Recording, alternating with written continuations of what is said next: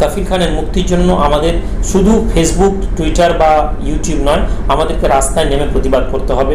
All India minority association already একটা ঘোষণা দিয়েছে যে আগামীতে যে কাফিল খানের জামিনের ডেট আছে, এরপরে যদি জামিন না হয় আমরা পথে নেমে প্রতিবাদ করার চিন্তা ভাবনা করছি। এই মুহূর্তে সেলিব্রিটি বললেও খুব ভুল বলা হবে না, বা তাকে নিয়ে যেভাবে ট্রেন্ড চলছে, এখন প্রায় নাম্বার 1-এ তার ট্রেন্ড চলছে ইন্ডিয়াতে।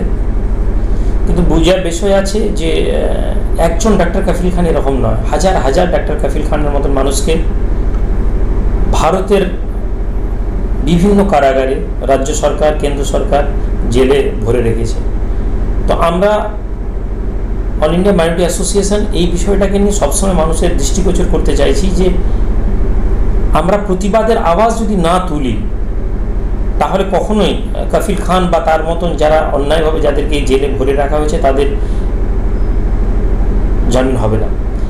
প্রশাসন, সরকার তারা এটা উপলব্ধি করতে পেরেছে। মানুষ এখন মুভমেন্ট বা প্রতিবাদ বলতে ফেসবুক বুঝে গেছে। আমরাও সকলে এখন প্রতিবাদের ভাষাকে সোশ্যাল মিডিয়াতে নিয়ে চলে এসেছি। আমরা একটা সেফ ডিস্টেন্সে বাড়িতে বসে বসে প্রতিবাদের আওয়াজ তুলে দিলাম। সরকারও জানে যে এই প্রতিবাদটা খুব বেশি মানুষকে প্রভাবিত করবে না। হ্যাঁ, একটা ভার্চুয়াল ওয়ার্ল্ডের মধ্যে আপনার কথাগুলো ঘুরতে থাকবে, কিন্তু এর এফেক্ট কখনো জনমানুষে রাস্তায় নামবে না। কেননা আমাদের ভারতবর্ষ এখনও একটা বৃহত্তর সংখ্যার মানুষ ভার্চুয়াল ওয়ার্ল্ডের বাইরে তারা বসবাস করেন, যারা ফেসবুক, টুইটার বা আপনার কি বলে ইলেকট্রনিক্স মিডিয়ার সাথে সম্পর্ক যুক্ত নন। তো কাফিল খানের জামিন হওয়ার সম্ভাবনা খুবই ক্ষীণ, কেননা তার নামের সাথে খান জুড়ে আছে, এটা একটি বড় কারণ। দ্বিতীয় কারণ, তিনি যে কাজ করছেন তা রাজনীতির বাইরে গিয়ে তার পরিচয় তৈরি হচ্ছে। ভারতবর্ষের রাজনীতির যে প্রেক্ষাপট, এই প্রেক্ষাপটে সবসময় এটা তৈরি করে রাখা হয় যে কোনো মানুষই কখনোই একেবারেই রাজনীতির বাইরে গিয়ে কোনো কাজ করতে পারবেন না। ফলে আপনাকে, আমাদেরকে এটা বুঝতে হবে কাফিল খানের মুক্তির জন্য আমাদের শুধু ফেসবুক, টুইটার বা ইউটিউব নয়, আমাদেরকে রাস্তায় নেমে প্রতিবাদ করতে হবে।